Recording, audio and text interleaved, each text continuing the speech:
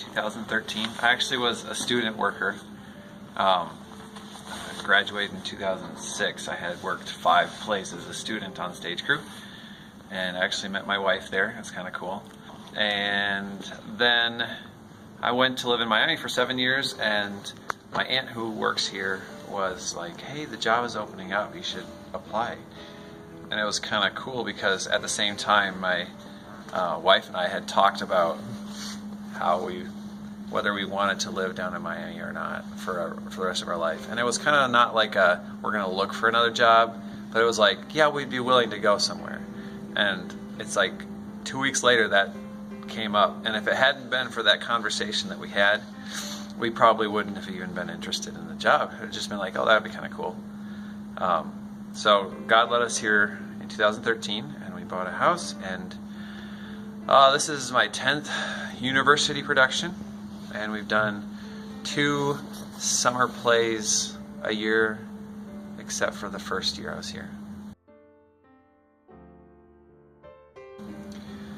Hamlet was the first one that I did, and that was a huge challenge. We did it in the theater in the round out in the gym floor. We had a platform that lifted up and opened up, and that was a cool set. It looked like a chessboard, and we had people seated all the way around it, which is kind of cool. That was a fun one. I really liked 12 Angry Men is probably the most realistic one. I really liked the way that one looked. It had some cool lighting effects and stuff on that. I like that one. And then probably Hide and Shriek. I like that one. That was kind of cool. Every set has its own little thing I like about it. So it's, but those are probably my favorites.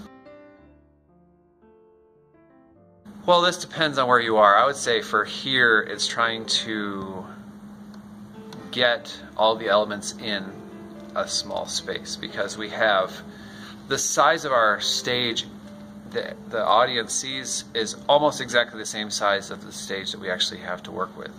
So we can't just hide things in the wing space or drop things down from fly space or anything like that. So that's probably the biggest challenge. So doing a play that has a lot of locations where we have to do a lot of scene changes is probably the biggest challenge.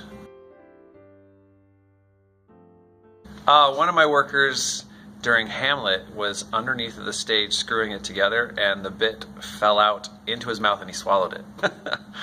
That one was pretty funny. We always played jokes on each other. Probably one of the most famous ones is whenever we have somebody new, we have a squirt bottle and we squirt it up high in the air so it drops down on top of them and it feels like it's raining, and everybody knows that it's going to happen except for that one person. And so we'll be like, oh yeah, they need to fix the ceiling. The roof is always leaking. And they go around thinking that it's leaking all over the whole stage, and that one's pretty fun. Well, this set is unique in the fact that it doesn't really have, the walls of every location are the same. Like for instance, normally you'll have a location that is always that location, doesn't change. This one is more of a representation, kind of an abstract type of a set that can be used in many different ways, just depending on the props used and the pieces that we bring on to decorate it. So we have 2 levels on this set, and this whole thing rotates with a spiral staircase on the back. And then we also have another set piece that will be our gymnasium, as well as the front of a building, kind of like a street scene. Well, we do a production meeting every other week, and that is myself and Kelly Maxfield, who is the costume director, and Mrs. Ruffin, or whoever the director is. Right now it is Mrs. Ruffin. And any assistant directors, the stage manager sometimes will come as well, so one of my students.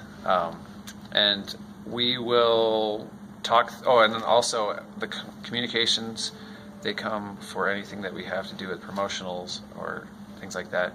And the person who's in charge of running the tickets and all that, they will also come.